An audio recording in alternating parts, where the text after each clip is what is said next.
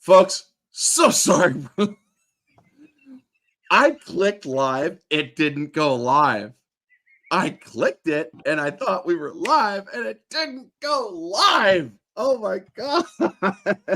Oh, God, we've been talking the last 5 minutes about it to nobody. Yes, right? It's like, oh my God.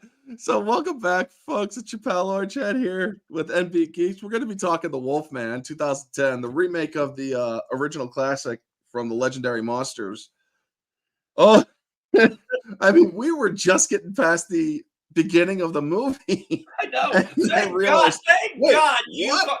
Thank God you caught that. Oh my God. I know. It's like we could have gone all the way through this whole thing and not realized that. Yes, I know. It's oh my God, this is freaking nuts. Can you imagine if we had gone more than 5 minutes, 10, 15, 20 minutes? It'd be like, I know, right? Hey, at least we got somebody in the chat right now. Oh my God. Oh, thank Lord. Seriously. What the hell? I am off my game right now, folks. I just did the curl last night with Mara, and now oh geez, what the hell? Anyway. Hey, man. Let's go over the beginning again. Take two. Scene one. Yeah. So what was your experience going in on this one? Well, as we had stated in the background, I'd only seen this movie back when it first came out in 10. I've only seen the theatrical. That was the one time I saw it. And then, as I said, I populated my Netflix. You trust me, folks. This was a lot better when we're just trying to get into it. Okay, but so I picked it up. It was October. I put it in the queue on Netflix, and I just pulled it up, started watching. Like I said, I got really blown away by the storytelling, the atmosphere, the acting. As I stated, Emily Blunt, to me, this is a standout role for her, in my opinion. I thought she was the class of the field in this movie, in my opinion. And as somebody who is, as I stated, I've got all the Universal monster movies and I've got all the Blu-rays. I've seen almost all of them. Creature of the Black Lagoon is still my all-time favorite. I am normally not one. I'm okay with a remake or a reboot or a reinterpretation if it's done tastefully and properly, and I feel this one did. I mean, they actually wanted Peter Jackson to try doing Creature of the Black Lagoon or King Kong, and he's like, I'm going to do King Kong. I would have. So, yeah, he had a choice between legendary monster film or King Kong, and he's like, King Kong. Yeah. So, but, yeah, going into this one, I have seen both versions, theatrical and unrated. The unrated takes the mystery out of the film, folks. The unrated shows the monster pretty damn quick. I mean, yes, you get a tiny glimpse of the monster when it's going after Talbot in the beginning, where it opens up what was his brother's name? Ben Talbot. Ben. And yeah, Ben Talbot. And you see it go in, slice him, and then you see it slice him across the face, and then you only see his hand. Great cinematography, by the way. You see the beautiful hand, and then it goes to the beginning title, where in the unrated, you see all that, but you see it follow him up the crypt that he ends up at, and then you actually see it go like down at the camera. And I wouldn't have liked that. That would have been, and there's a reason why I say that, because it later in the movie, there's a reason why I would not have liked that. Yeah. And it takes the mystery out of it, really, because it's like, well, now you know that there's a creature out there. I mean, yes, you already know that it's a creature, but it really does take the mystery of what it looks like, because they keep the creature very much not defined or undefined facial wise for good goddamn reason, because when they put Anthony Hopkins in the mask or in the makeup, you still see very much Anthony Hopkins. Very much so. But you're right about that. It takes a little bit of mystery, and what I would say that does, that extended cut, that kills the buildup of what I'm talking about, because and we'll get into it when we get to the gypsy scene, because that's really what I'm talking about, taking away. you would take away a major, massive amount of buildup from that. Yeah. And In my opinion, we by then showing get the his face that letter. early. Yeah. We then go to we see the letter from Gwen Conliffe and Talbot, or Lawrence Talbot, who is an actor playing an actor, which is pretty funny, but it works. He's playing a stage actor doing Shakespeare and whatnot. Because what stage actor doesn't want to do Shakespeare? Well, especially back in the Back in 1800s. that day. Yeah, or Shakespeare was the shit, So think And about he was- this. Oh, I'm sorry. Go ahead. But think about this for the time. And that's where another thing I said was they really grounded this in the period it was set in. Because if you're a stage actor and he's obviously very well known. And the key thing is when you're a stage actor and you're doing Shakespeare and you're well known, that is like, for a stage actor, that's like almost the pinnacle. That's Yes, it is. the pinnacle. It You're is not getting, essentially, yeah. You're not. You're at the height. You are it. You are the shit. Yeah, you're basically the Tom Cruise of Hollywood at that period in time. Exactly. Essentially, because Tom Cruise right now, whether people like it or not, he is the top actor in Hollywood. Well, I would say this. I said this to my wife. I said right now he is the last of, and I don't know how much longer that's going to be, but he's the last of the action names. He's the last one right now where his name up above a movie can still get asses in seats. Yeah. Okay. Don't get me wrong. They put Stallone in a film. I'm seeing it, but but there was a time when you put Stallone in a film or Schwarzenegger's name up there, it was a given. It was going to almost certainly do good. Even if it was a bad movie, we'd go see another movie of theirs. Oh, yeah. But that name recognition, he's been doing it for approximately 50 odd, or almost like 30, or he's been acting for 30 odd years. Who's that? Tom Cruise. Oh. Well, if I go back, the earliest movie I remember him in was Legends. Mm-hmm. So, but yeah, he made a name for himself, and he made his range and everything. And unfortunately, that's not really something a lot of actors can do now. They don't have that ability anymore. Their name isn't going to bring them in. But you put a name like back then, and even in 10, you put a name like Anthony Hopkins up there, that's going to draw. And you say, oh, we're going to do the Wolfman. We got this amazing caliber actor in here. And I think Emily Blunt was also established, and Benicio del Toro was established. She was just getting established. Benicio del Toro was very established at that point. So we had a movie with a name, two established, one basically freaking legendary actor, one very established actor, and one very well starting actor that's getting starting to get the recognition. She getting the roles and stuff that really brought out of her acting chops, I thought. Yeah. Because in this one, that's why I said she blew me away in this performance as a proper late 1800 or 19th century lady. Yeah. I mean, I thought that she actually did a good job. Now, a lot of people do have problems with Emily Blunt in the real world, mainly because of her rhetoric a few years ago, but we're not going to get too much into that. Also, Hugo Weaving being in this movie, Agent Smith and V for Vendetta, that was a pretty good choice as well as the inspector. Yeah, so here's the thing. When I saw him pop up, I was actually rather surprised. I totally forgot Hugo Weaving was even in this movie. And at the time, I wouldn't have thought anything of it because, I don't think, this is, pretty sure, I don't know. I can't remember, but I think this came before, pretty sure it came before Matrix, V for Vendetta. No, this was way after those. This was way after those? Yeah, Matrix was 99 to 2003. Okay. Or 4. Oh, really? I don't know how I missed V for that. Vendetta was 2005.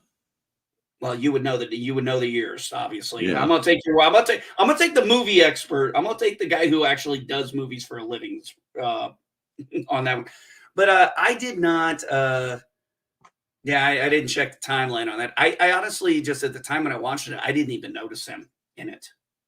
Yeah. I totally had forgotten he was in it. So when he popped up, I was like, "Holy shit, it's Hugo Weaving!" I was Yeah. like, "Oh damn!" I was like, "Shit, he was in this." I was like, and that really sold it for the me right there. I was like, "Wow, they really got a great cast." Mm-hmm. I mean, look, can we talk about that real quick? Can we just talk about the one of the great The things cast, yeah. is in a movie is the right cast. Mm-hmm. And I they mean, really, I think, got a solid cast for each of the roles. for the main roles, yes. Especially Yes. even the Sikh manservant Singh. A Mhm. lot of people, if you're not familiar with this guy, he was the villain in True Lies. Yep. And he was all throughout the 90s and whatnot. And I I'm gotta be like, honest. I gotta be honest. Looked great in that beard. mm-hmm.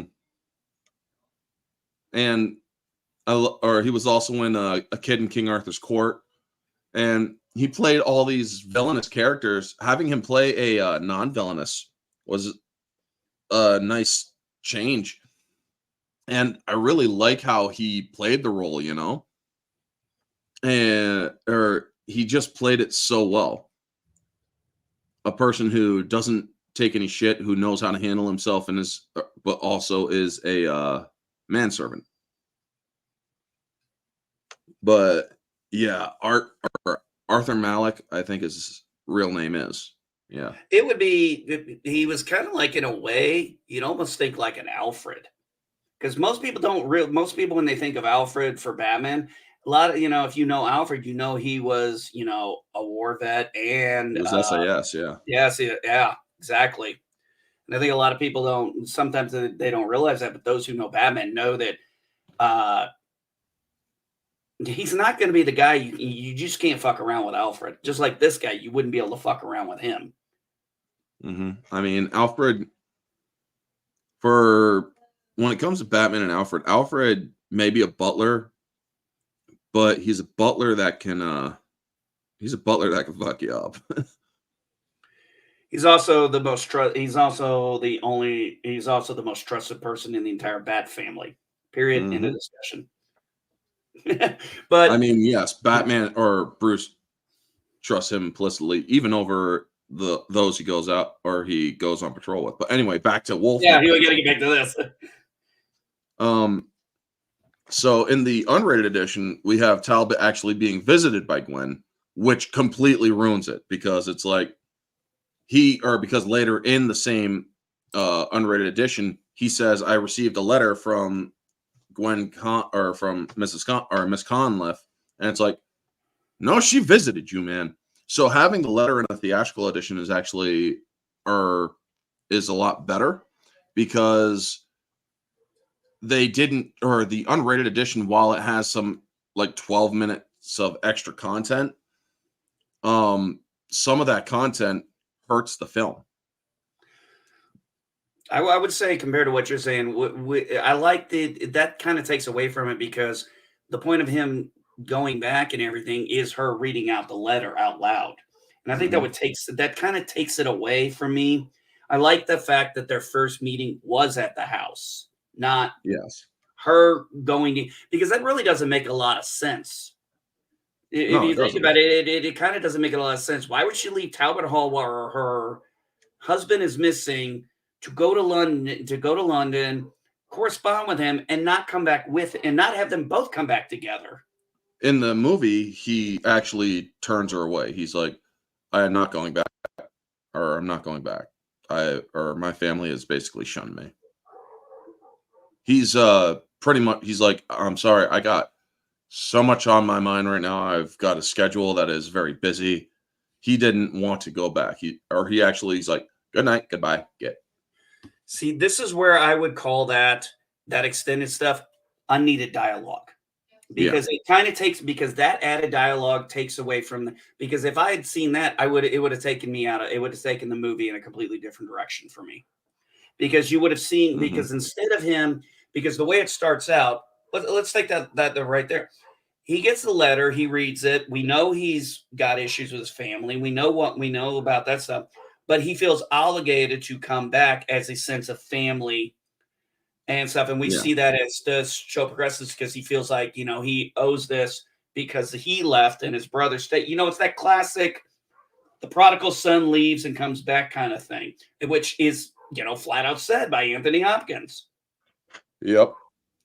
And And but it takes away from the character for him to do that, because then it makes it like he casts her out of slight, but then changes his mind later because he feels guilty. And it would change, for me, it changes the whole dynamic of his character and his motivations for going. Because he's already seen her, and we got to remember this part. What does she remind everybody of? Their mother. Yep. The mother. That to me, and that right there takes all those elements get kind of removed, because he didn't know that at first until he first meets her, because they have a conversation about this. And if you add that scene in, it kind of makes no sense to the rest of the story. No, it really doesn't. So he gets back to Talbot Hall, and the dog is ready to chew his ass out, and is like, Samson! And the dog immediately calms down. And it's like, yeah, it'll calm down because an alpha just gave him a command to. Well, it's like my dogs. My dog, like, for example, my new one of my purebreds, she's an Australian Shepherd. Nice. She's very possessive of her bones. And if any of the other dogs come near her, she'll growl at them. Well, she made the bad mistake of trying to growl at me. So I came up to her, she growled. I was like, oh, the hell, you are going to growl at me. So I grabbed her by her nip, and I tried to take the bone. She growled, and I was like, put her down. I kind of took her and put her to the ground. I'm like, you are not going to fucking growl at me. Yep. And we had to do this a little bit for all of about 2 minutes. Guess what she never does now? She don't growl at me when I come over. She'll growl at anybody else who comes near that bone, but she will not growl at me. Yep. She knows that you're an alpha, or you're her alpha, essentially. Yep. I mean, that a lot of people, when it comes to, because this is a thing in the movie, folks, that dog, or Samson, when it comes to dogs, establishing dominance over them requires a slight bit of rough treatment. Not harm, but rough, or you're going to have to, like, grab them by the nape, put them down, force them so they can't fight back, to a point where it's like, okay, fine, I'll submit. Exactly. Right there. Keyword. Yeah. We're not hurting them. It's just simple. They need to be put into submission on certain things. And this is how you have to do it. And this is how the animal kingdom, especially dogs, they understand it and they remember it. Yep. You're not breaking their will. You're breaking their You're establishing your role as an alpha, saying you're not doing me. You're breaking their sense of absolutism. Okay, good word. Because they feel that they are absolute in control. You're saying you are not in control of the situation. And Samson, the dog, while aggressive towards Lawrence, immediately when Talbot, the head of the family, I forget his action, or Father Talbot, basically played brilliantly by Anthony Hopkins. When he's like, Samson, dog immediately stops. A little bit more growling, Samson, and he's reminding that dog, back off. But every time, or this dog is also so used to the home in Talbot Hall, it's aware of the animal inside his master. So whenever a full moon approaches, that dog hides. Yes. And that is so beautiful. That is just a subtle little thing that, a lesser director, I think, would have not bothered with. Because I remember thinking a couple of times in the movie, I was like, where's the fucking dog? Right. And then you realize he's hiding. And it's like, oh, I get it now. I was like, that was really well done, because you made me realize the dog's missing. He's a centerpiece of this. He's missing. And it's kind of like you notice it. Yep. I mean, the dog, or even the next day, or because earlier in the film, we notice the dog's absence. It's like, well, I don't think the dog's dead, because we then see it later, because after Lawrence gets bitten, we're going to be going out of sequence here, folks. After he gets bitten, he sees the dog, and the dog's looking up at him like, and then just tries or moves around him, because it's like, no, I know this, or I know that scent. You're like your father now. You're like my master. I don't want any part of you right now. And also in the final confrontation on a full moon, Samson's in a study knowing he can't be seen. So it's like, yeah, and when Talbot has the gun and he thinks he sees his father, Samson barks up and it's like, get away from me, man. I don't want any part of you. He's like, get the fuck away from me. I want nothing to do with this shit. Yep. And I love that, how the dog plays that. Well, it's a thing. It's an interesting thing because they managed to incorporate the character of the dog and make it, in the subtle way it was. You noticed it because the dog had its own, but the dog was its own character. So when you see it so aggressive, and then you see it like, hey, you know what? I want none of this shit. Yeah. The it's dog. Like, I know I can't. It's like, I know I have nothing. I mean, it's Animal Kingdom. It knows, the dog knows there's nothing it can do. Yeah. It's like, or the dog is a good way of letting people know there's something amiss here. And so when we get to the gypsy camp, and we also see that there's been things going wrong, I also like how when he visits his brother at where they were keeping his brother, he's like, I wouldn't, sir. It's like, I have missed his whole life.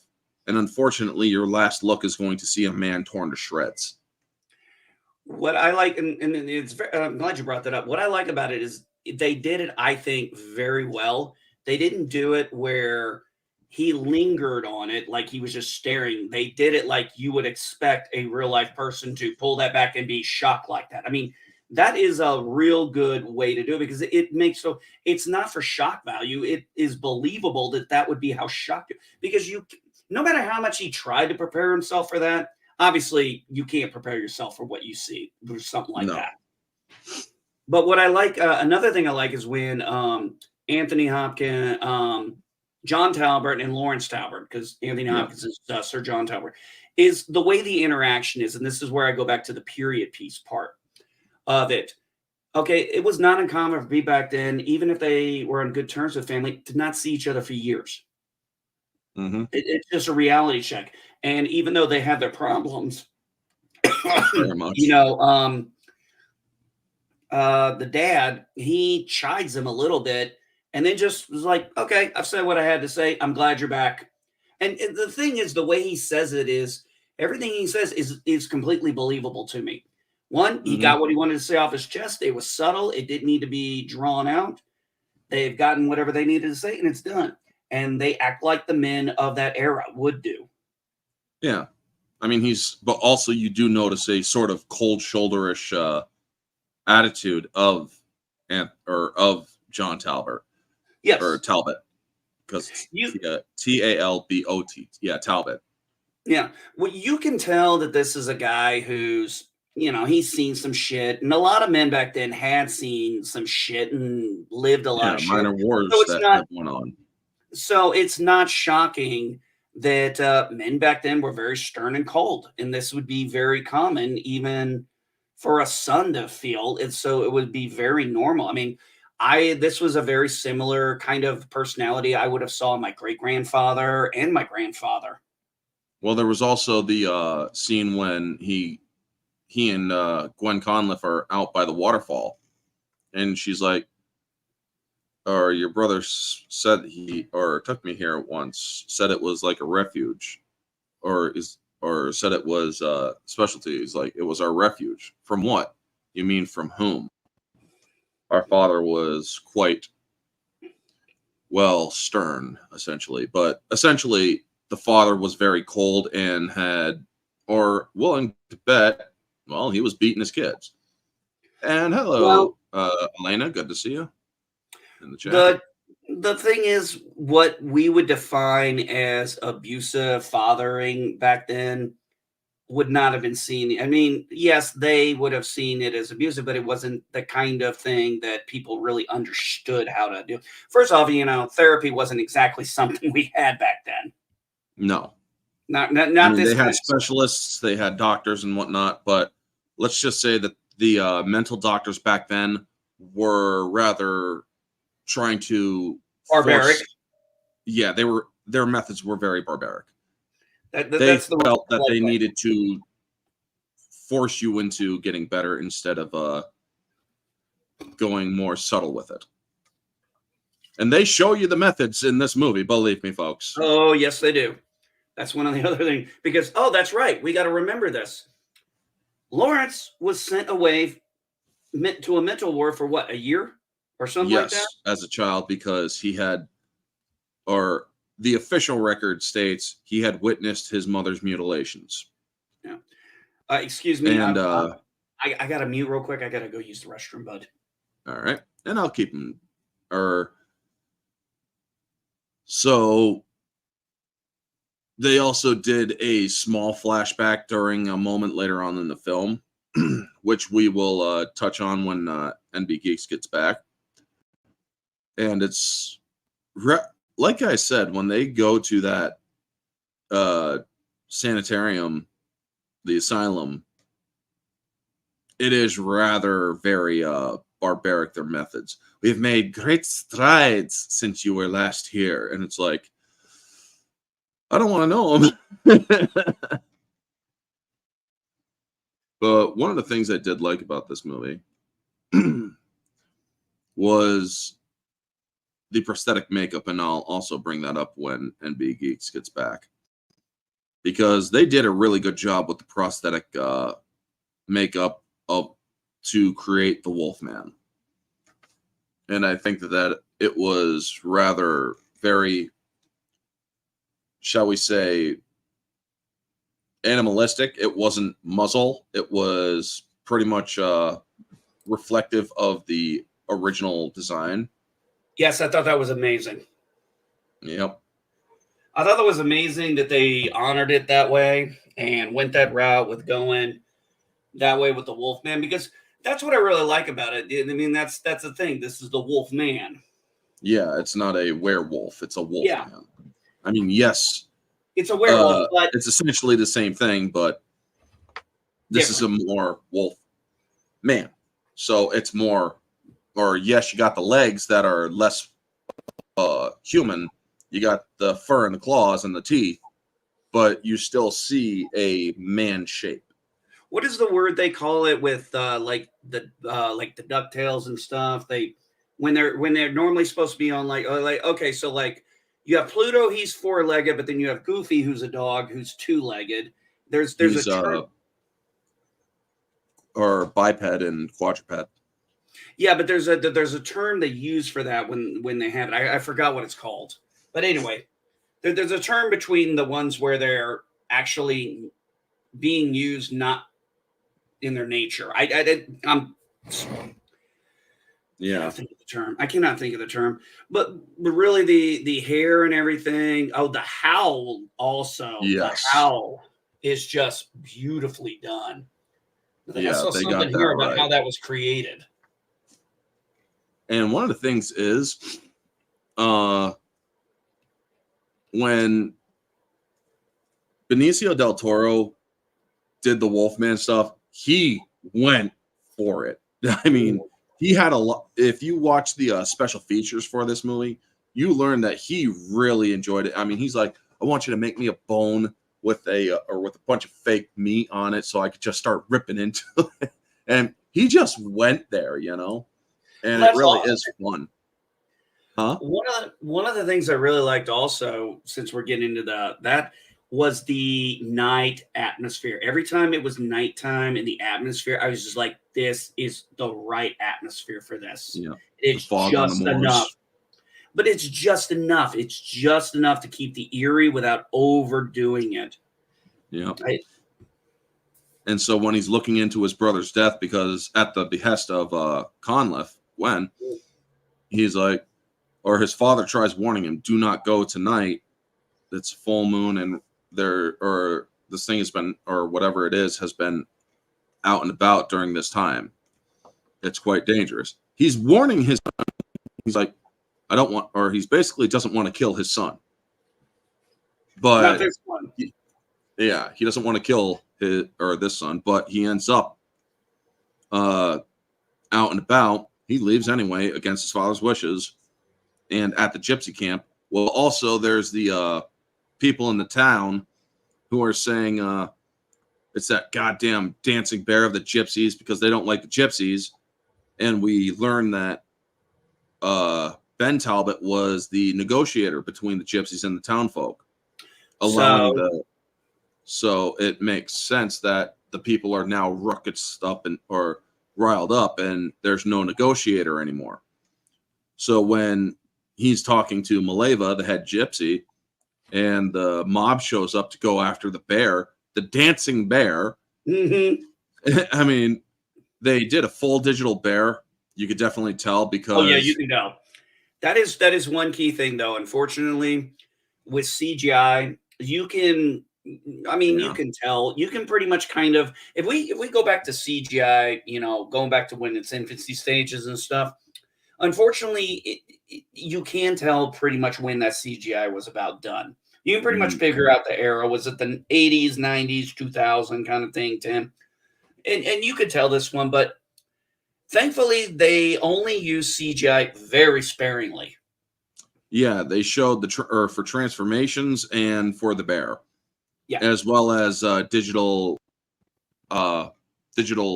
enhancement of the jaw when he is in Wolfman form. But also the reason why they did a digital bear is because one, they couldn't get a real bear, and two, it would have been very dangerous to have a live bear on set and have a person done up as a Wolfman. Yeah, that would probably, because that bear would have misinterpreted what was going on and probably would have become very aggressive. Well, I mean, they're instinctive. I don't know. They see something that is animalistic and very threatening. They will be like, they will either do fight or flight, depending on. Well, what they could have done, if they could have got a real bear, what they could have done is, and this would have taken a little trick photography, but nothing they couldn't do. You just insert. Yes, exactly. You would just insert that in. You can do all the bear training, you can do all the bear stuff reactions with its trainer, and then you could insert it in. I mean, they could have done that, but it might have just been cheaper to go with the CGI back then. Probably, and also there was most likely a safety concern.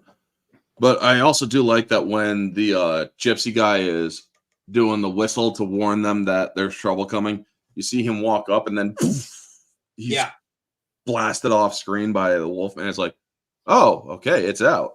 Something's out there. I mean, that made me jump the first time I saw it in theaters, and it was like, oh shit, that just happened. Okay, I'm about to shit myself. That's where I think you go with it, and because we're getting into that key point where you said in the beginning we got the full view. You said in the extended, and this is why I would say that would ruin it, is because of what happens when the Wolfman's in the gypsy yard, because you're seeing this thing just come through.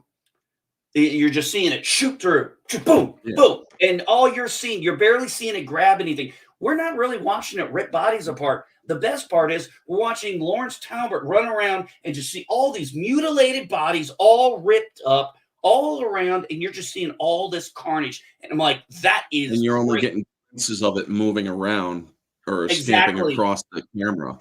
And I was loving that. I was absolutely loving that. I was like, this is great. I was like, this is really how you're going to set up tension. This is the build. This is why I said when you did in the beginning, because all the build up to the reveal of what it looks like gets kind of taken away. Yeah. Come on. Hold on a second. I just got to say bye to my daughter. All right. Yep. You have fun. Love you. All right. I'll see you guys when you get back. And another thing that I like is, well, why did the kid run out of the camp? I mean, it's like, just get in with, or just go somewhere where there's I mean, this kid obviously was scared, sure, but it's like, that there's safety in numbers, right? No, you got to remember, when fight or flight kicks in, Reason goes out the window. reason goes out the window.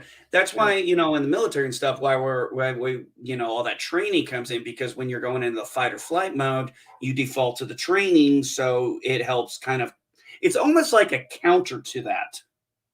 Yeah. And But yeah, if you're terrified like that, well, you think about it. You've got all these bodies running around. You got a kid here. There's a monster going on. Yeah, you're probably going to not think straight. You're in panic mode, and it's unfortunate. Yeah, granted, you would think later, but when you're little like that and you're scared, you're scared shitless. yeah, and so when or in the unrated edition, they actually have a small hint where they show that the monster is actually now it sees Talbot, and you can actually see its body or its shadow on the face of one of the Stonehenge like structures. And then you also have the shot where he sees the shadow move above him, and then it's like, boom.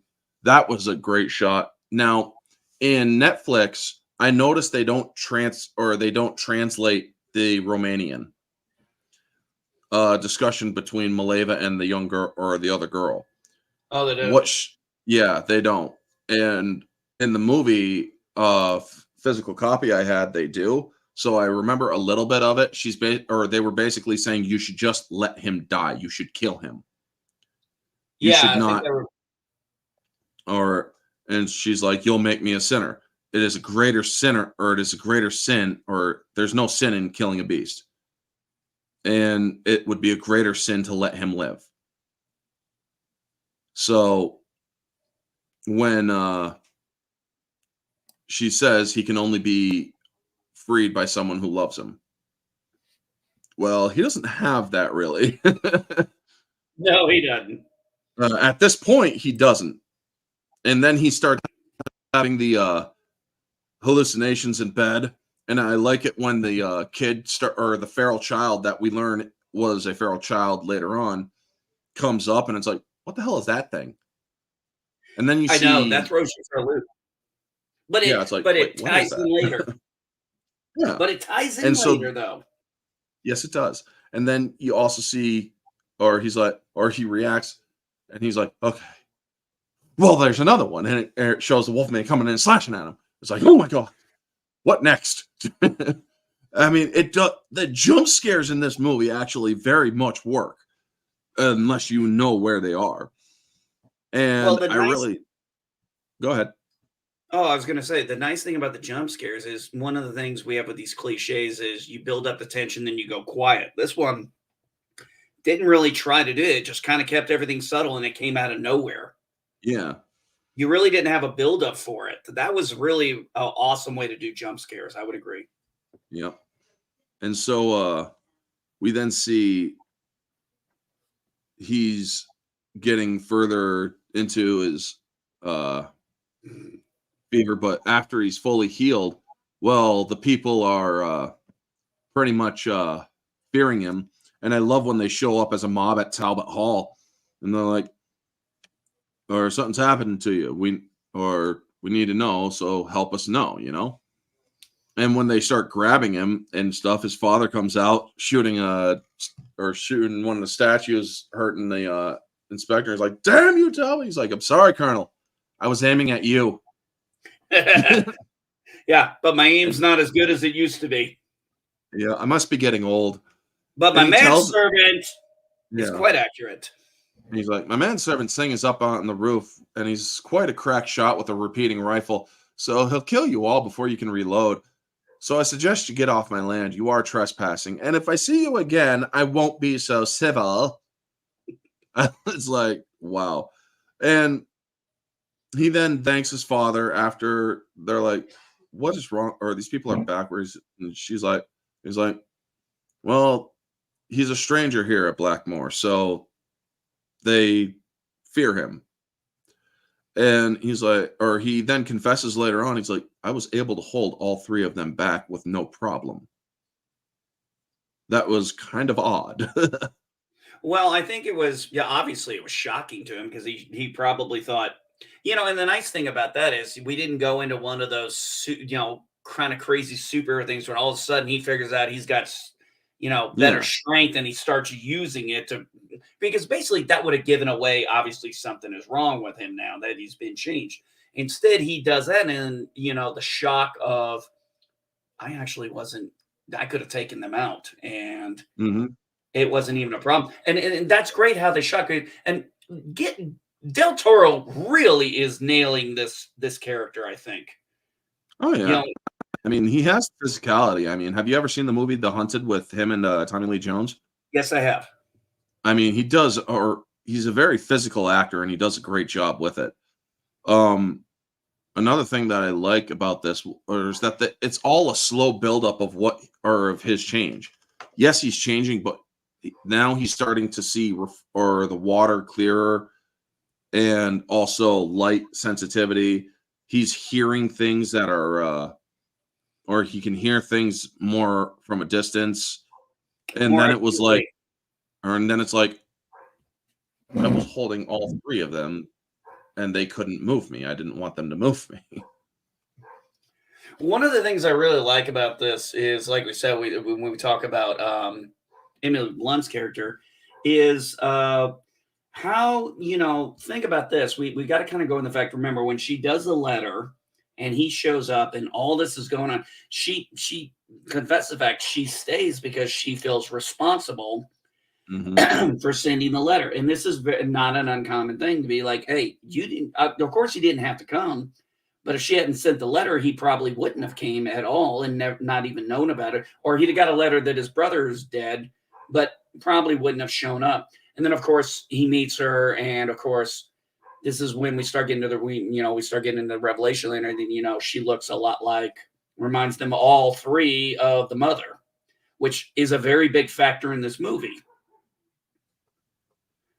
I mean, for all intents and purposes, she's kind of the MacGuffin of the movie. Yeah, she really is. Hold on, something or I have one of the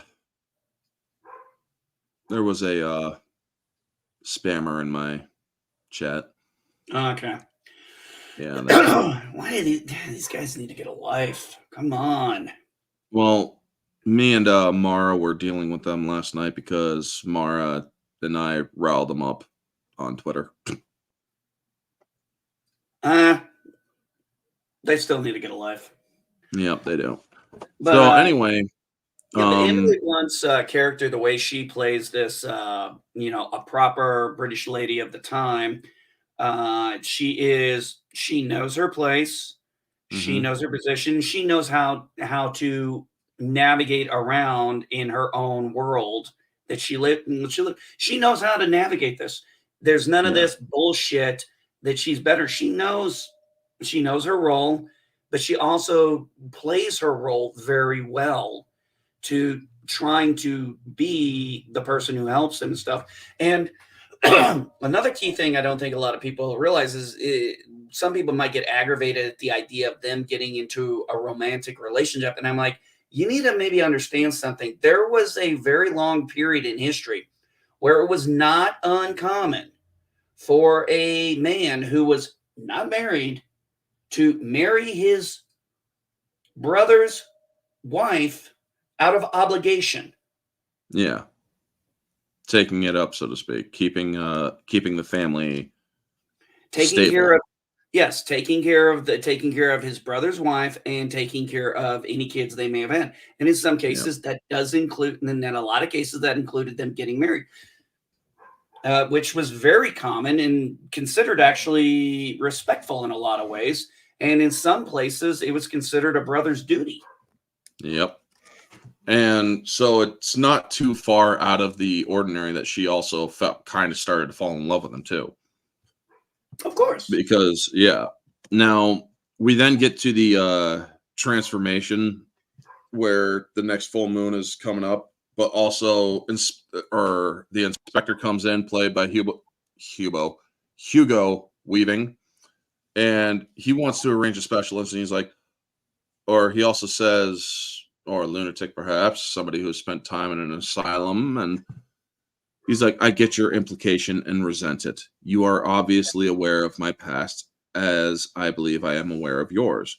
Weren't you in charge of the Ripper case a couple years back? A nice Oh little, yeah, that was a nice. That was a reference nice. to Jack the Ripper. Yeah. No, but I like how that was a little like when you know the reference and everything, and you're thinking, "Oh, that was a nice jab." It's like, Yeah. "Oh, you want to play the dick game with me? Okay, I'll play the dick game with you." Yep. And he's like, "You're very direct, Mr. Talbot, so let me be equally direct. I'm not your enemy here." It's like, well, then don't fucking make stupid ass implications. So when we get to the crypt scene where he follows his father down into a crypt, and his father tells him, he's like, "I was devastated when your mother died, Lawrence. I mean, now I feel completely dead inside. Look into my eyes, Lawrence. You see, I'm quite dead." And so when he Yes. locks himself in, he tells him, he's like, "I don't think they'll kill you, Lawrence, but they will blame you. The beast will have its day. Yes, the beast will out." And when he backs up, you see the reflective eyes that he has as a monster. Now, That was so well done. yes, it was such a great hint. And in the unrated edition, they actually have it where as Talbot is transforming, they show his father's shadow also transforming, or they shoot from the outside of the locked cage. His father is writhing and whatnot, and you hear the tearing of flesh and transforming and whatnot. And then you see Talbot is also changing.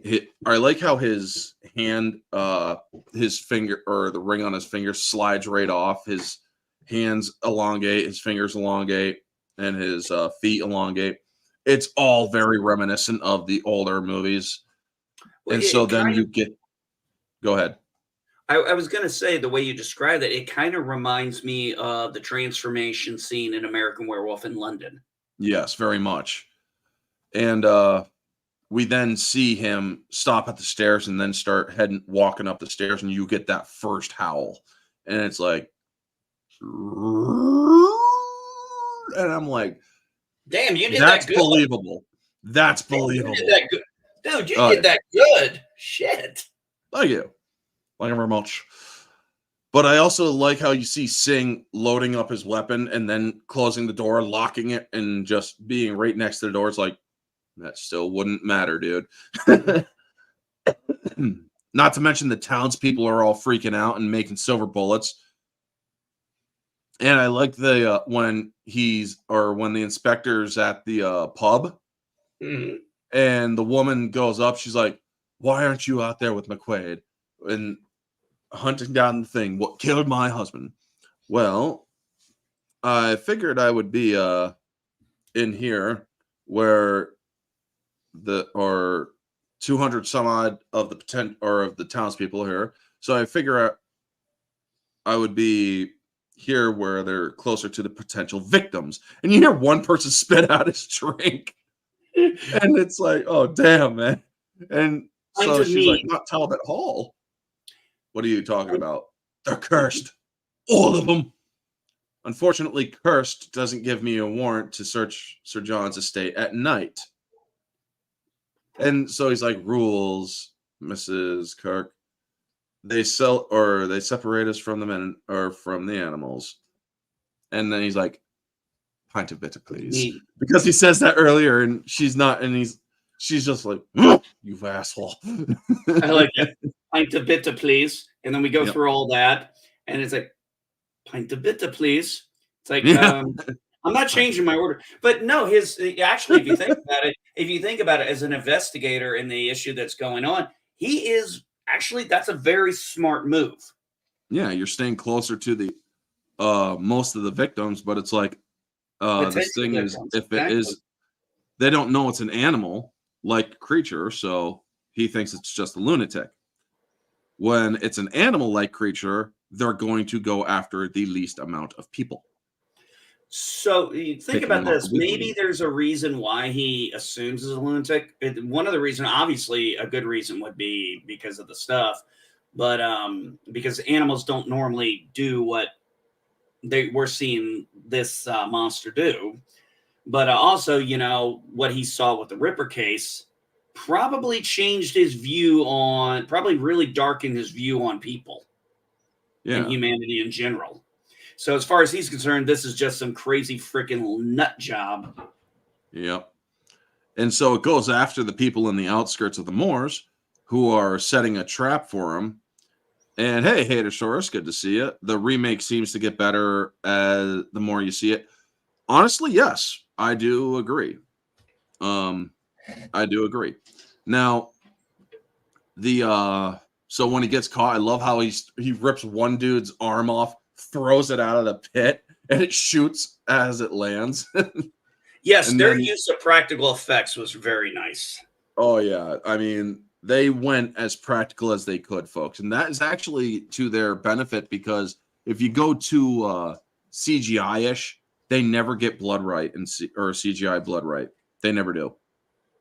And so I'm so glad that they actually did or put the extra effort in for the bloodletting in this movie, where you see these guys slicing them and it's actual fake blood and such. Or if there is the digital splat or whatever, they make it quick and then you don't see it again. And so when you hear it howling, or when you hear it howling, or everybody's reacting, so he runs out of the pub, and it's like, oh boy. And I love how he gets there to the aftermath. So in the next day, it's like, Lawrence, terrible things, Lawrence. You've done terrible things. I mean, the way he does that is just, it's like, oh, you've done terrible things, boy. And you see him, he is just freaking horrified because he's looking down at himself. And it's like, what the fuck did I do? You know? I love how he reacts to it. It's what did I do? Well, the interesting thing, too, is because I remembered the premise of the movie, and I knew Anthony Hopkins was the original Wolfman in this, I actually, once the transformation happened, I actually slowed it down and re-looked at a couple things. I was like, I know this is Hopkins. I wanted to look, because of the lighting, I started slowing down. I wanted to look at the clothing. Yeah. Because I was really trying to see if they went that route. And as far as I could tell, yeah, that was not the outfit, obviously, Lawrence was wearing. Yeah. So, but it's so subtle, you have to slow down to see it. But they had enough attention to detail to get that. I think that's really what I'm appreciating, is the attention to detail, even on things that minor. And then you see the inspector getting him, or he's being arrested, and the inspector's like, "You're right, Inspector. You're right. I'm sorry, Sir John." So he's now taken to London and put back in the sanitarium. Where's my father? It's good to see you again, Lawrence. After all these years, we've made great strides. And they start dipping him in frickin' ice water. Oh, yeah. And you see the one dude is just freaking laughing about this. Hey, how you doing, Vanya? And so when he's cranking the crank, lowering him into the water, it's like that, or he comes out screaming. This is the guy's expression. And it's like, that dude enjoys his work a little too much. And so the other guy goes up, puts a freaking needle in his neck, and he's just like, where's my father? And then you see the insanity start building. I said, if you don't kill my father, he's going to kill again and again and again. He starts reciting Shakespeare. He starts freaking seeing his mom's crypt. Now, you could tell that was totally digital, where the mother's crypt has its neck slashed, and it's like, look into my eyes, Lawrence. You can see I'm quite dead. I mean, he's just going nuts the further, because he then said, or he's like, alas, poor Yorick. And he's holding his brother's head up. Lawrence, wake up. Wake up. I heard something. And then it's the feral boy. So after he snaps out of it, he hears his father. He's like, lycanthropy. That's the term they call it. And when I was down in this place, I was in the mountains and I met a feral child who suddenly attacked me and bit me. And he shows the bite mark. And he's like, well, and then when I got down from the mountain, I thought I was the butt of a joke. Because remember, he was supposed to go up there. He was told a story because obviously this played into, and I'm sorry, but no, I do want to interject this part. He seemed to be a bit of a. It kind of seemed like he was a bit of a gamesman. So he obviously this was probably a little bit of a temptation for him, maybe. And then it's a feral boy he thinks gets bitten. He's like, and I thought I'd be the butt of a cruel joke.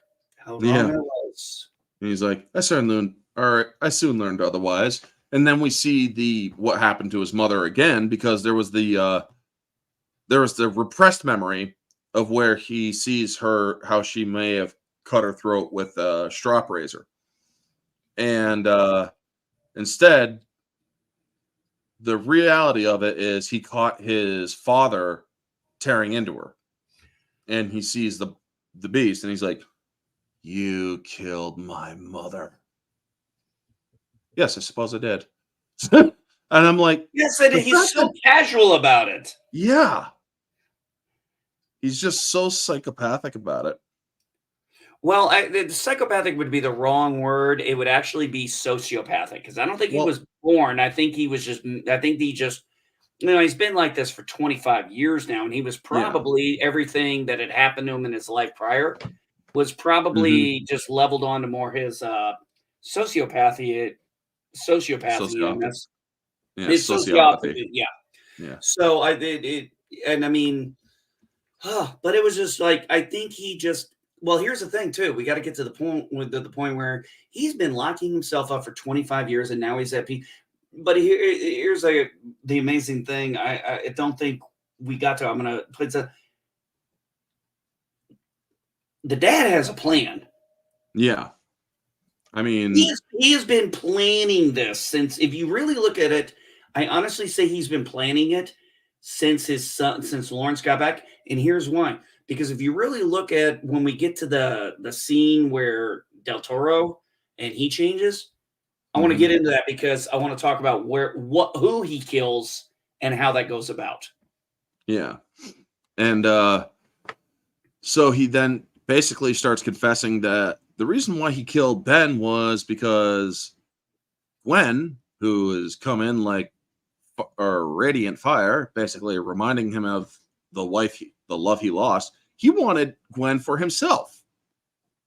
And so he couldn't happen. And he's like, she was going to take Ben away from me. And while I was resigned to let this happen, the beast inside me was not. And so I ended up changing, and I surprised Sing and knocked him out, poor Sing.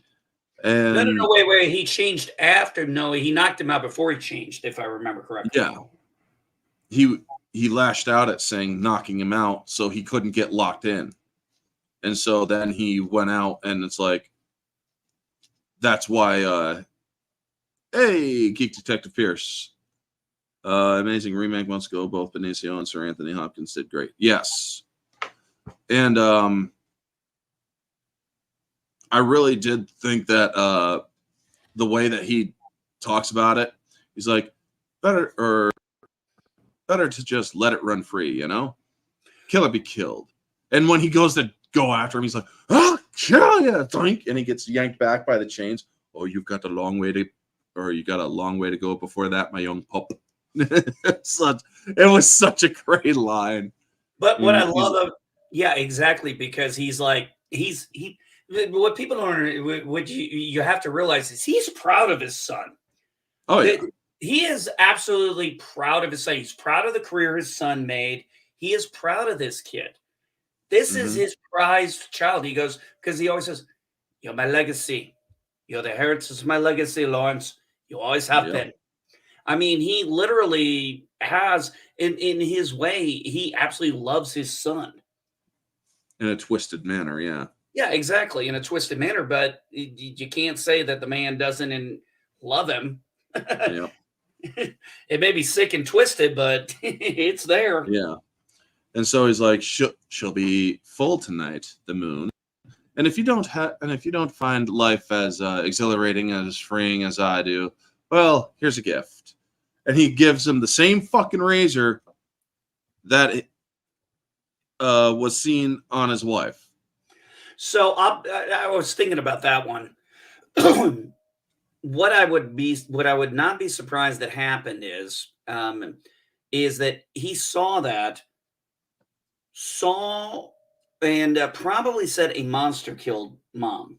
Monster Mhm. killed my mom. I saw a monster kill my mom. And of course,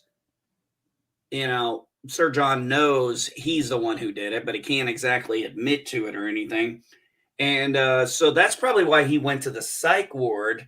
Yeah, And he sent that's his where son away. and then of course it's like, no, Lawrence, you didn't see a monster kill your mom. She killed herself. And yeah, you got to figure they probably, as a young kid and as impressionable and everything was and what they were doing and the methods, probably were able to get him to believe that. So it wasn't that I don't think it was the memory. He repressed the memory. I think it was forced to be repressed. And now Yeah. his father is telling him everything and it's all coming back to him now. Because, I mean, think about it. How many times have you had a memory and over time, sometimes it gets clouded, sometimes things get said, but then when certain phrases come into your lexicon when you're hearing about it, you remember it almost crystal clear. Yep. That has happened before. And then we get to the full moon sanitarium scene, and I love it. He's like, Oh, "You are God. not bitten by a werewolf, and your father is not a werewolf. You are not a werewolf. You are never bitten by a werewolf, And once you see that the full moon has no sway over you, you will take the first step in a long road to recover or to mental recovery." And he's like, "You will not turn into a beast no more than I will sprout wings and jump out that window." And I'm like, something tells me that's going to be an ironic statement. Eventually. And so he's like, "Please stop it." And so if you notice when he says, "I'm going to kill all of you," his eyes actually start flashing, or his eyes flash gold. Yeah. He's like, "Tonight I will kill all of you. I will Yeah, but kill the thing all of you. is he's really trying to give them. I mean, Please Del do Toro something about it." Yeah, that's why. to Del Toro's acting chops there. I got to be Yep. honest. Like I said, I didn't take it into account back then, but just that he sold it to me as he is generally scared for these people, Yeah, he or most doesn't of want them. to do Definitely it. not that guy. Definitely not the German guy. The doctor. Yeah, definitely not that guy, but everybody else, he's kind of like, He's I'm going like, to end up "Please killing you do all. something about it." He's saying, "I'm going to kill all of you, but please do something about it. Kill me." And He doesn't. he sells it very well. Yep, because he's like, "You moron. You put me in a place full of people when I'm about to kill them all." And I love that look when he's like, "You moron. Tonight I will kill all of you." And the doctor's like, see? See, he's a fucking lunatic. And so he starts talking the guy starts talking again, and everybody starts seeing him transform. And it's like, "Dr. Hannigan, Doctor. And it's That like, was very well done because oh. let's go into this symmetry. First off, this doctor is nobody believes this is possible, and the doctor's Yeah. running his mouth because, well, okay, as best I can tell, this guy is a narcissistic psychopath. Yeah. And The I will doctor. actually say this guy is a psychopath because I got to believe this guy was born this way. So he is a raging narcissistic psychopath, which fits because psychopaths are all inherently narcissistic. But Yeah. as he's running his mouth, and because even when even when his colleagues are like, doctor, he's dismissing. He's not even paying He's attention to just what's going on. continuing with his damn speech. Yeah. And he's not even, it's like literally he doesn't hear what's going on behind him. He is so Nope. into his moment of glory that he can't even hear what's going on behind him, or he's just not caring. And it's when he turns around and sees it. Yeah. And you see now this, or one thing I did like about this movie is that they made the transformations painful. They made it so he was bleeding as he was transforming. Also, like how his hand, the two, or his ring and pinky finger, basically go like this, or as he's transforming, they go down like that. Yes. And it's like, God damn, this is painful. And you also see as his mouth is open, you see his teeth are blistered or are growing, so they're kind of piercing his gums a little bit. And it's like I said, yeah. it goes, it harkens back to the, the beauty of the transformation in American Werewolf in London. And I've got to compare it to that because that to me was a transformation standard gold all the way back then with the way they did it. And so when you see this one, yeah, it's more digital, but it shows that this is a very painful transformation. But when the beast gets out, the beast gets out because it sees him and it's like, you did this to me, you son of a bitch. And it's like, I'm going to kill you now. And even the inspector was in there. So yeah, I was about to bring that up too. He was lost in the freaking crowd.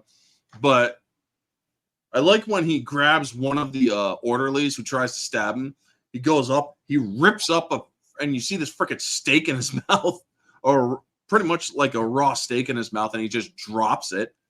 And then the doctor's like, get it, or open the door. Oh, sorry, it seems to be locked, sir. It's fucking hilarious. I like what I like what Christian Freitz is saying here. Yes, I would agree. Yeah, Benicio del Toro is well cast in this movie. Yep, and good to see you, Christian. And I like how he grabs the doc, chucks him out the window, and it's like, well, you went out that window, but you certainly didn't sprout wings and fly. One of the things, and this is where I wanted to go with this, is look at who he kills. The guy who tried to stab him in the neck with something. So, in my mind, self-defense. Yep.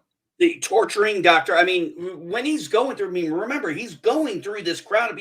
He's moving people out of his way. He's not trying to hurt them. And this is the thing I noticed about, this is the thing I think was subtle in this movie, but very brilliantly done. There is still an intelligence, a bit of you, or there's still human intelligence in this. In some ways, yes. Because he knows he knows his goal. His instinct is laser focused. His instinct is to get the hell out of there. His instinct is also to kill that doctor because that doctor is tortured him. And what do animals do when they want to go after something that's hurt them? They're going to kill it.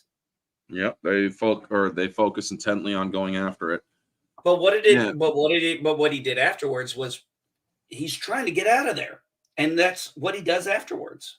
Yep, but he also does go on a rampage in London too, because he ends up getting.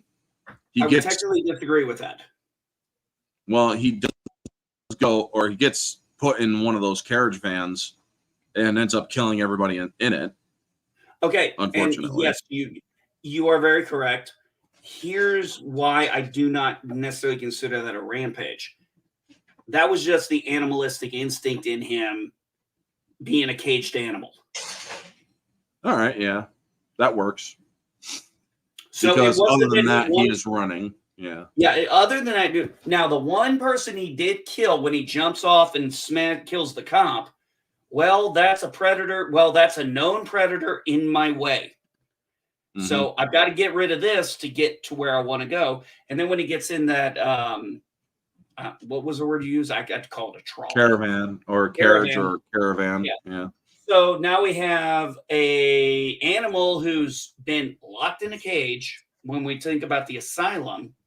And now he's locked in this box.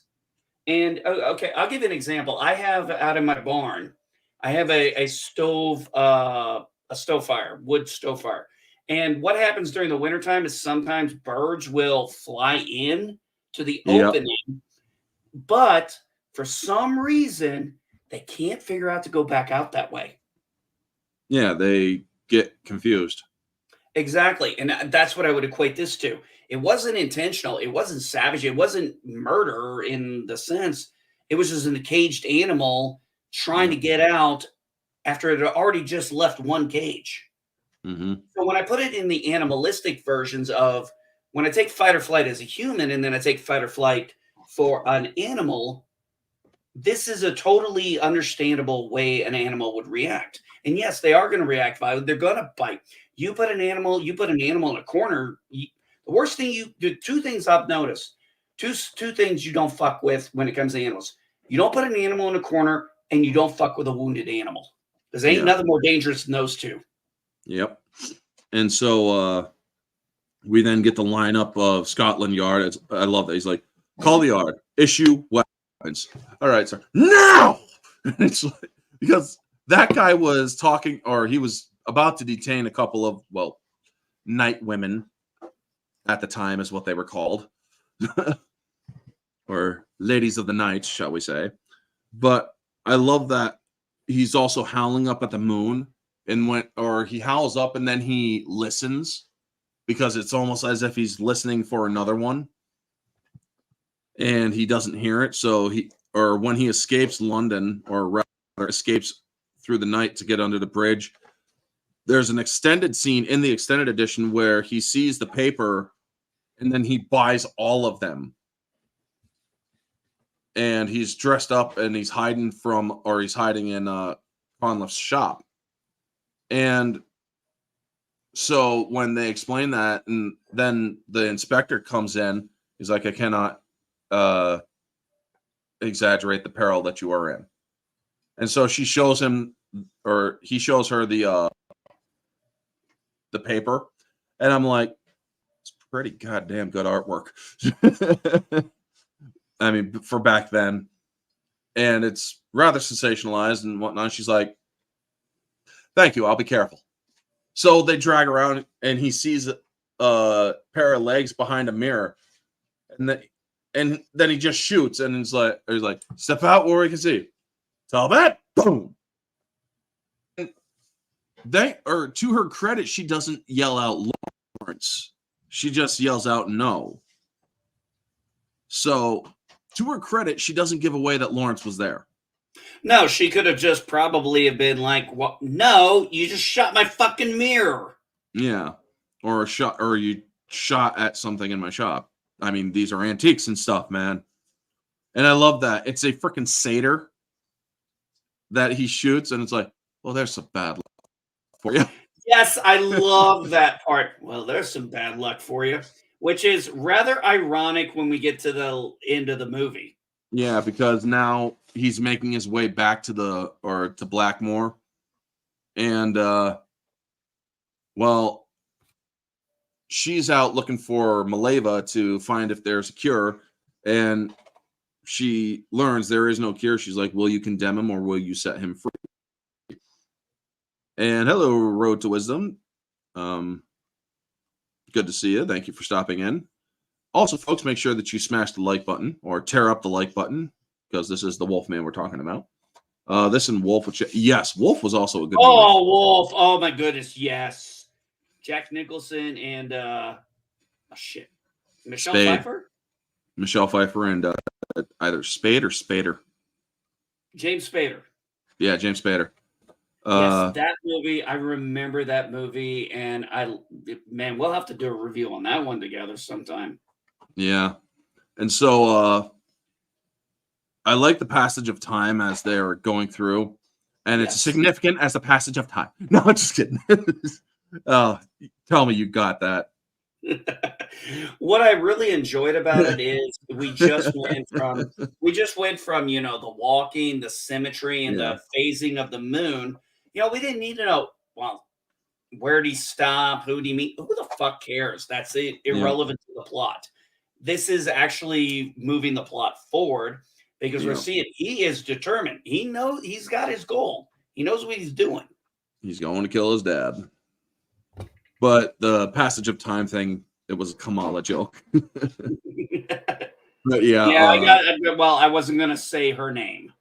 Well, there's other people named that. But anyway, I like how it takes him pretty much a month to go cross country to get to from London to Blackmore, which is nice. This is comic changed. Oh yeah, I noticed. Right.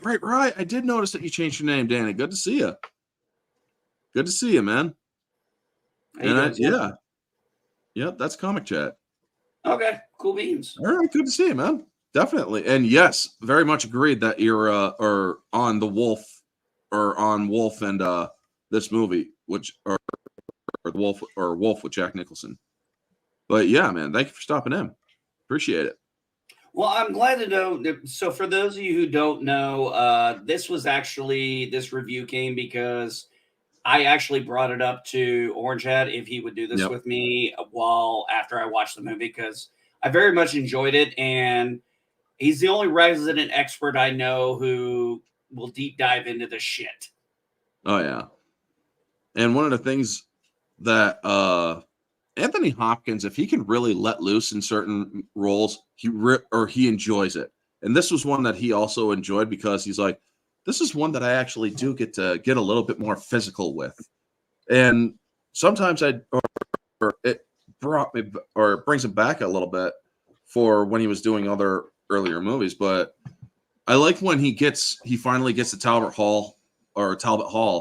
And also the inspectors are already there. Maleva has already said, will you condemn him or will you set him free? And she basically says, do you know what that means? The only way to save him is to kill him. I mean, you have to say that, because you can't just say, will you condemn him or kill him? Because when you say, will you condemn him or save him? Will you condemn him to this life, or will you save him and free him from it? Yeah. It's very well spoken, because it makes sense.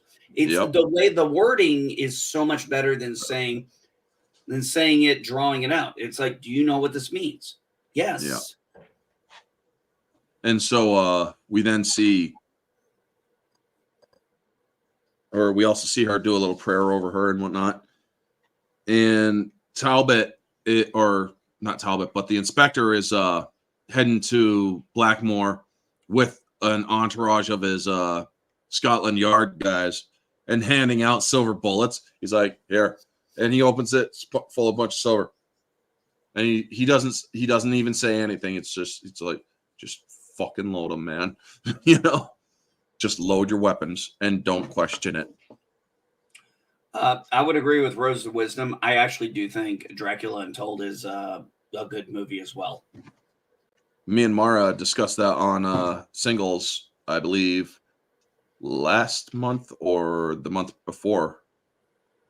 And the end when Hugo Weaving gets bit is awesome, and I wish they will do a continuation.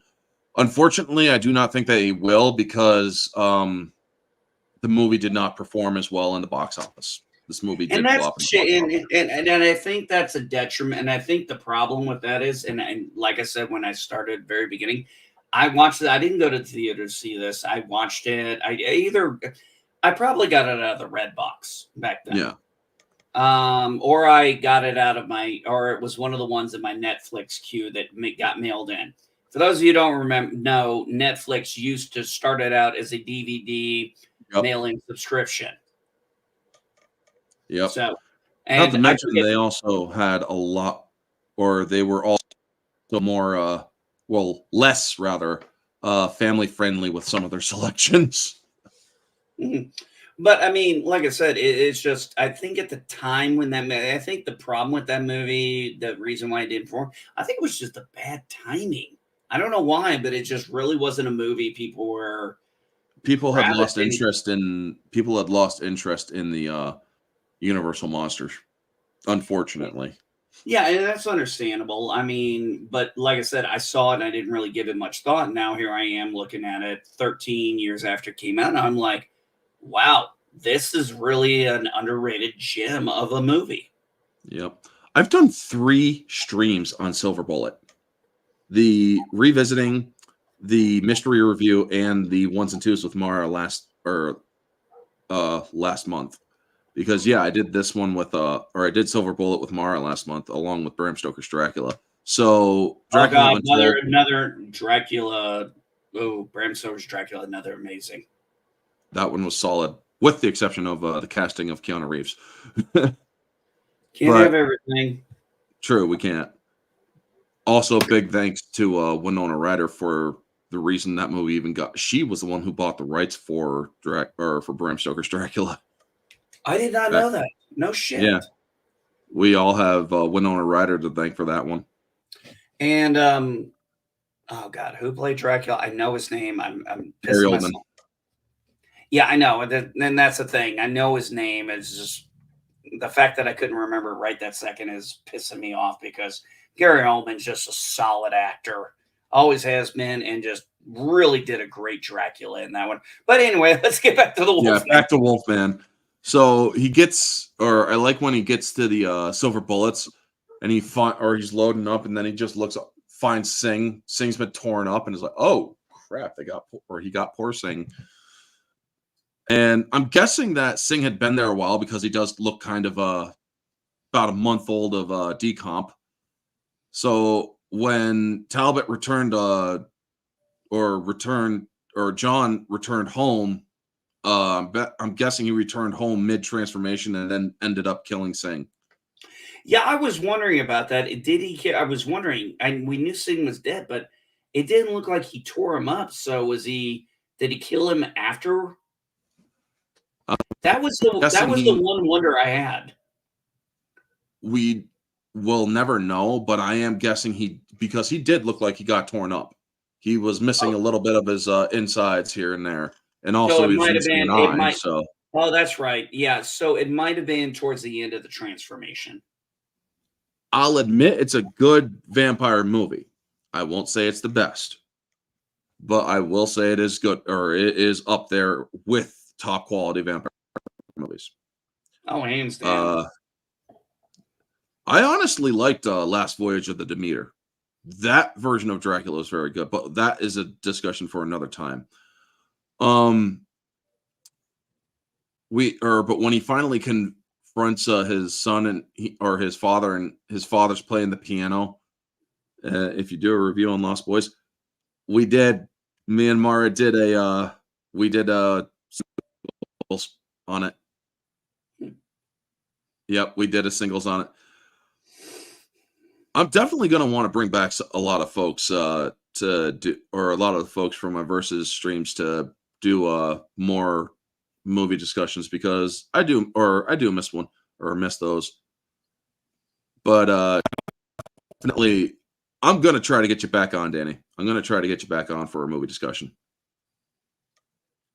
But getting back to this one, we have he's like, "And I shall go to my father, and I will say, Father, I have sinned to thee against God, and I am no longer worthy to be called my son." And you see that he is very much taunting the educational background of his son. And he's like, and there he is. The prodigal son has returned at last. He also had killed one of the inspectors to basically give them full license to kill him or to kill his son. And he's like, "Are those things silver bullets in my gun or in my gun?" "Yes, I'm sorry." And he's like, "You have me at a disadvantage. I thought that you would be happy, or it makes me happy." And he's like, "No, man, this is hell." So when he pulls the trigger, he's like, "You're always the frail one."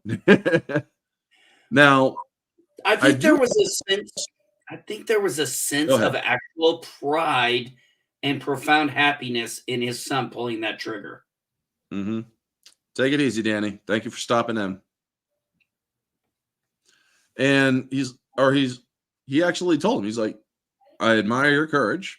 And he's like, "Better to just let it run free," because he even tilts the gun to go up under here or right in his face. And when he pulls the trigger, it doesn't work. It's like, well, oh shit.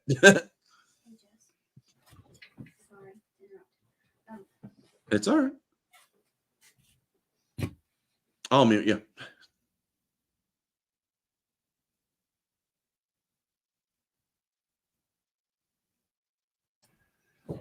That was my wife. She was telling me her and my son are going to the gym. They're getting their work in. I guess he's doing it today. All right, go Good on them. Hope they have a good day. Oh, my son. I'll shoot you. I think I shot You you a should, picture of my son. He's getting to be a yeah, he's beast. getting ripped. No, that was like I said, that was a month ago. I need to get a picture of him when he gets back because I'm keeping kind of putting a little portfolio to him together. Nice. But anyway, basically, we then get to wolf fight, and I like how, or they did the digital with Anthony Hopkins transformation to where he could transform without it being as painful because he enjoys it, where Talbot is always going against it because he doesn't enjoy it. So when Anthony Hopkins turns into the wolf, you don't hear the you don't see the pain. You rather just see him just going along with it. Where with Lawrence, you see him literally scratching the side of his head to try to create or to try to stop it when he looks up at him. So when he gets thrown out and he just brings up that freaking hand, just that's a digital clawed hand, but it happened so well. It's like, oh boy. So when he tears off it, or so then you see Anthony Hopkins tear off the shirt that he was in to basically show you which wolf is which. Good way to differentiate. I would agree. I didn't even think about that, but you are correct. That is a good way to differentiate. I think one of the things is it depend with the transformation differences. It actually subtly hints on it because I think a lot of the psychological stuff. One is fighting against the change, and one is embracing it. That's probably Yes. why Anthony Hopkins. I mean, obviously, he's been doing it for 25 years, and he's been locking himself up most of those times. But that's not to say he wasn't. There's not to say. I mean, we got to think about this character full form. This character is very dead, and has probably been in a massive amount of pain before he finally was dead and cold like that. So to him, the idea of it, let's put it this way. Let's think It's about liberating. this. If you're dead and you feel nothing, even the idea of feeling pain can be liberating, like the Xenobites from Hellraiser, for example. Yeah. So it can be just like, I feel something again. Doesn't matter that it hurts. I love it. Yeah. And it is liberating because he's unrestrained at this point. He gets to do whatever he wants in his mind. Exactly. And so the fight is actually pretty well because his father's just tearing into him, but he then gets the lucky kangaroo kick his father into the fire. But when he gets his head swatted off, which is pretty nice. You see his father, or you see Anthony Hopkins' severed head going, ah, ah, ah. And it's like, why am I reminded of for some reason I'm reminded of Silence of the Lambs when he was a lot younger. Also, it could have been because he was clean shaven in that digital head. Oh, that's a good point. Probably because, yeah, that was something weird. Maybe because he was dead, it didn't have time to, his hair hadn't grown back yet, the full transformation. No, it was because the hair was burnt off of him. Oh, that's right. I totally forgot. Sorry, space out there. Yeah. But he was on fire. but the nice thing was, what I liked about that fight scene was that it wasn't one of those fight scenes where the protagonist suddenly comes in and is able to overpower the antagonist. Yeah. He just got a lucky shot. Yep. And I actually appreciate that because it makes no sense for a guy who's been transforming and also is embracing it to be able to get beaten in a straight up fight with a guy who's only done this a couple of times and who's still fighting against it. So the lucky hit, I think, worked for the movie. Yeah, it really was. It's like, oh crap, he's coming at me. So he just launches him with his feet right into the fire and then gives him a little bit of a dismemberment down in the gut. And then he's like, oh. But so I mean, with the head. But the nice thing about it is it ended the fight, and it was all just a reaction. All he did Yep. was react to, his dad was about to jump on him, and he was just kicking him back. He didn't plan to put him in the fire. No, he didn't. That was an unplanned gift, so to speak. So Because the then, entire fight, because in my mind, if that had happened, the entire fight would have been Del Toro would have been killed. mhm. Oh yeah, he would uh no chance that Lawrence would have lived. So when then Gwen comes in, and then also Hugo comes in while Talbot Hall burns, and it's like, or would he have attacked her? Yes, he would have attacked her in that moment. Also in the but when he saw Hugo there, or Inspector, it's like, oh, you're gonna die quicker, because he also sees him as a threat, and plus they're loaded with silver bullets. And I like how he gets injured, and then he tries using the or halberd against him. So it's like, all right, yeah, that works. But then he also ends up getting bit. Plus, we see the cane that has the silver knife in it, and he takes that up, which was a very rubbery blade. But um, the final moment where he starts recognizing Gwen when he's over her, ready to kill, and he actually starts calming down. It sucks that the dogs triggered him again. It was literally the dogs baying and growling and whatnot that triggered his animal side, where he was actually going to kill her. Yeah, and I wondered if that was maybe something similar that happened between Anthony Hopkins and his wife. Uh, Not that I know of, because he admits that he got out and he was not in control of the beast at all. He just lets it run free, and Well, anyone in his I don't way know, but is going to be still, a victim. I don't know. But here's where I run into one issue with that. When it's your mate, animals know their mates. True, but an animal that is just unrestrained and doesn't care is will can still do harm. But it kind of goes back to what, but also the reason why I was wondering about this is because you go back to what Anthony Hopkins' character said when he says, "I was content to let Ben and her go and Gwen go. The And the beast beast was inside not." me was not. Well, he realized he killed his first love, so he didn't want to lose that other. Now, So he chances killed. are he wouldn't have killed Gwen, seeing her in his transformed state. However, Lawrence was starting to gain control over the beast. Unfortunately, they were interrupted by the dogs, because you see him look back and Mhm. then start howling, and then you Exactly. see him start snarling, where he has lost control. The beast is out, so to speak. So when she puts the bullet in him, there's also two other endings to this. One where he kills her and gets up ready to tear into those coming after him. And a second one is where he bites her and she still ends up pulling the trigger on him with the silver bullet. I like the So original ending better than yeah, where he ends up getting killed, but she's not. But I do like exactly. when she notices Hugo has been bitten. It's like, you better put this in your head now, or else I'll tell them everything they need to know to kill you. Pretty Yeah, and sure the way he he look, didn't make it out that night. yeah, and he knows he already knows what's about to start happening to him. He knows what's coming, and the way he looks up and everything, and his character doesn't even show up to almost 30 minutes in the movie. Yep. And so we know that the curse is still passed on. Now, Yep.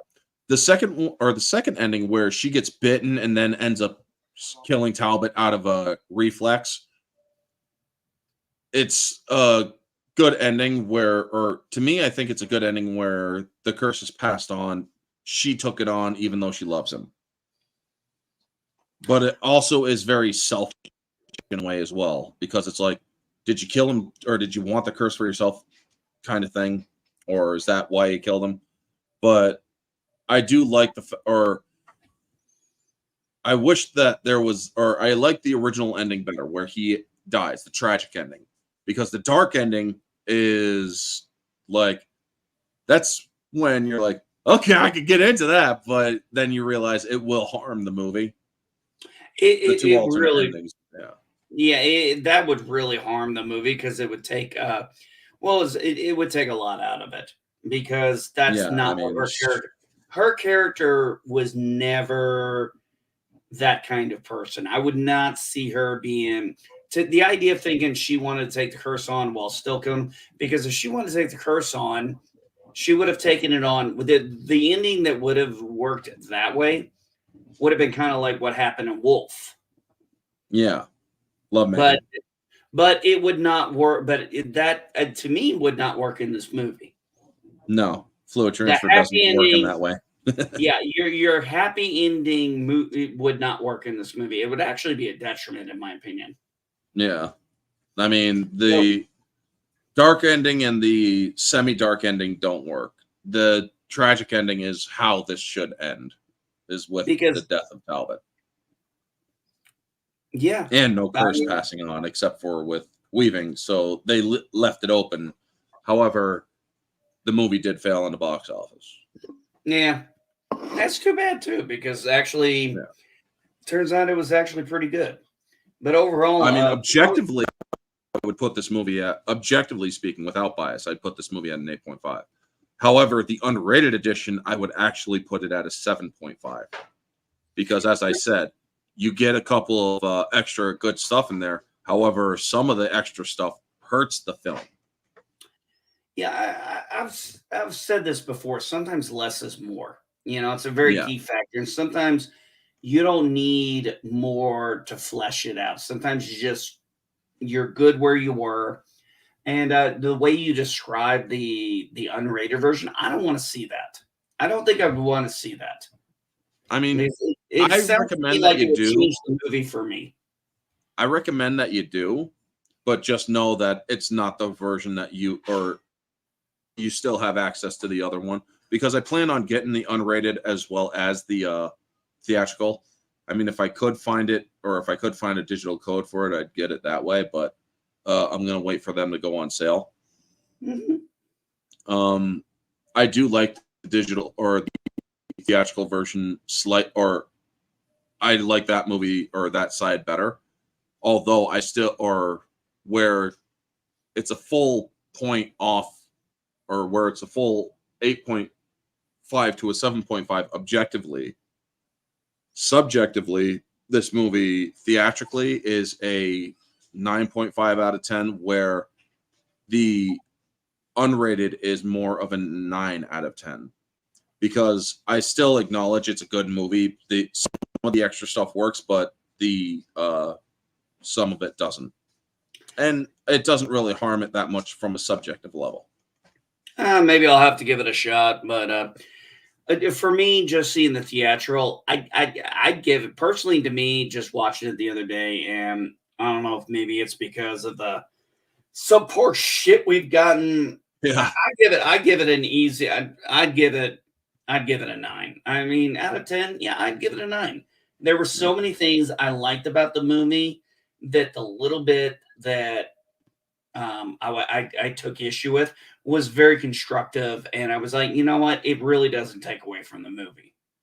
Yep. And when I go into that, it's like, you know, the dated CGI. I mean, there's not much you can do about that. You just got to kind of accept it and move on. Mm-hmm. I But mean, I would love it if I would love it if they had like, or if studios were like given $1 billion to do touch-ups on older movies, but to make sure that the touch-ups work, you know? well, yeah, I mean, that would be. I mean, you could easily touch. I mean, you could probably with technology and everything now touch up some of the stuff to get it up to date. But is it really worth the money? well, it all depends. It's like, we're gonna give you, or we're gonna be doing touch-ups. What movies would you like, or they should do polls and whatnot. I mean, that's if they were able to get that kind of funding. I'm not saying that they should get that funding, because nowadays, no, they would pick all the wrong movies to touch up. Oh hell yeah! But yeah, this movie, yeah, I would give it after seeing it the other day and everything. I give it a solid 9. I mean, it's unfortunate. It was probably bad timing and stuff. But you know, hey, I think overall it's a solid movie. I absolutely loved it. Well, not only Like I that, said, I thought it's like a I said, I cult thought classic. It is a cult classic, but not only that, people listen to critics too much at that, or people were listening to critics too much during the 2010 or from the 90s to the 2010s. well, that's because we didn't have guys like you out there. See, here's the thing, and you Yeah. brought up a good point there. I don't listen. I never really listen to critics because critics were snobbish motherfuckers. I'm sorry, Mhm. cislinear were snobbish motherfuckers. They just are. They all think they know movies. And then when it's like, I don't want to listen to this guy. I'd rather listen to someone like you or somebody over here and be like, okay, I may not agree with them, but you know what? I can at least we are able to articulate everyday ways why we didn't like a movie or why we liked a movie. And we're good with that. Yeah. We're not snobs about that shit. Yeah.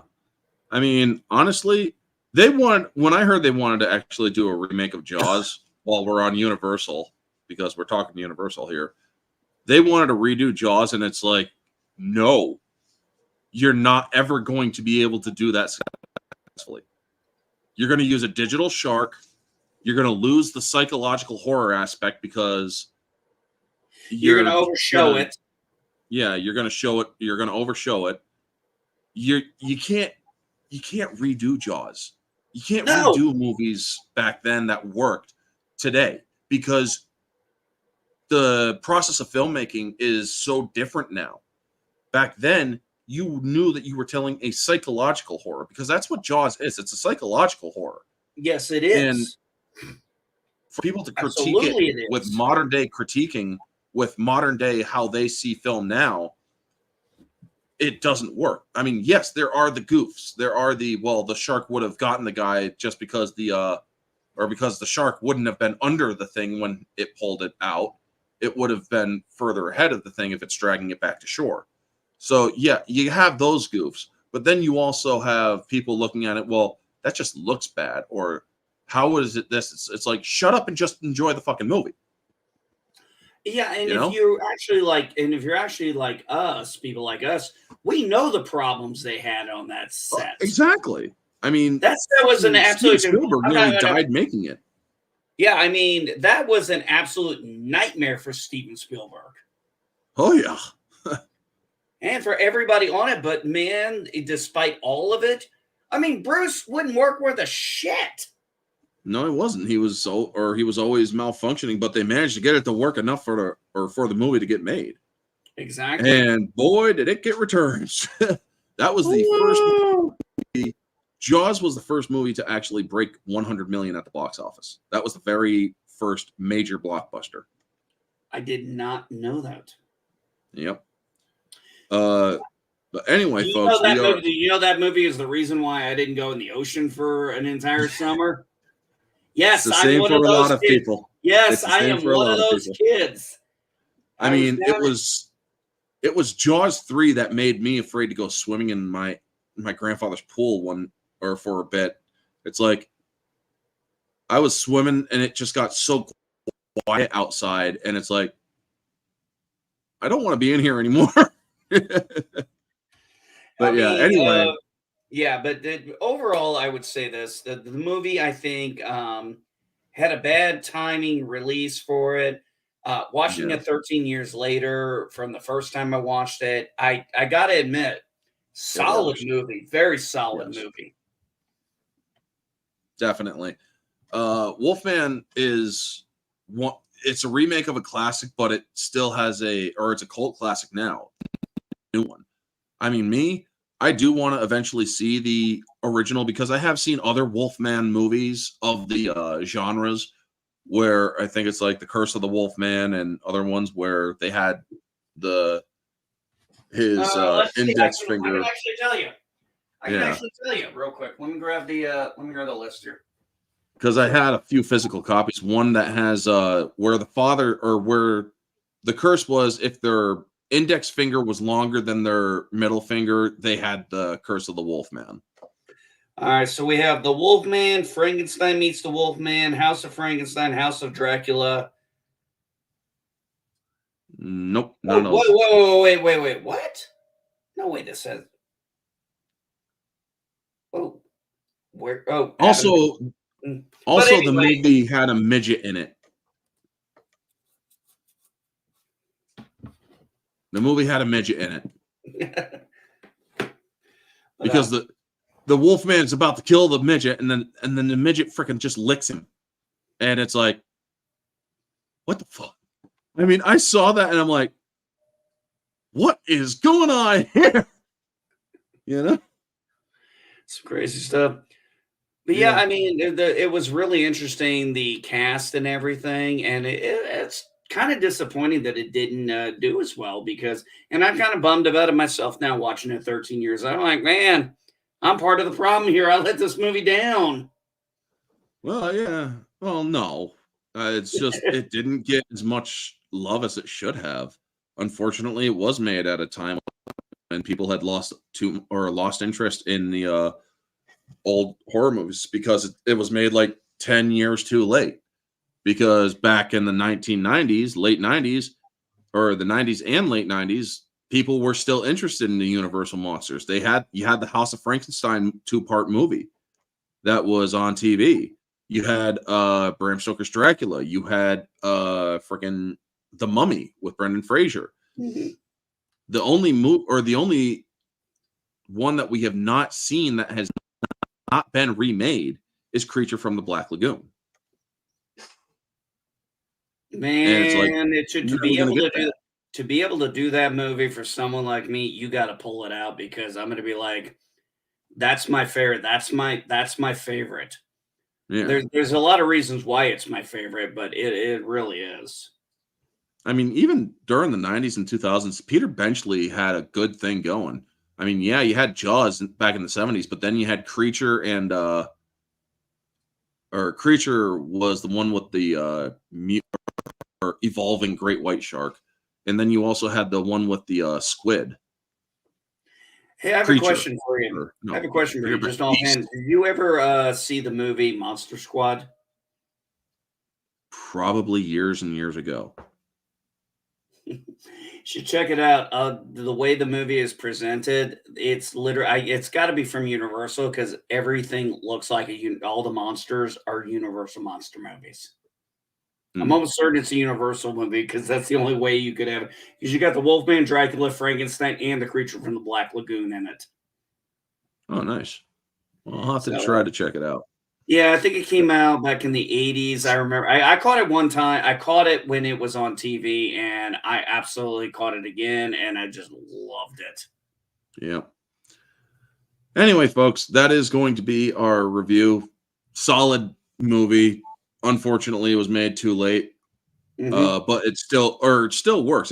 I'd call it a cult classic. And I do want to thank everybody in the chat. Hatersaurus, Road the Wisdom, Danny, Elena Na,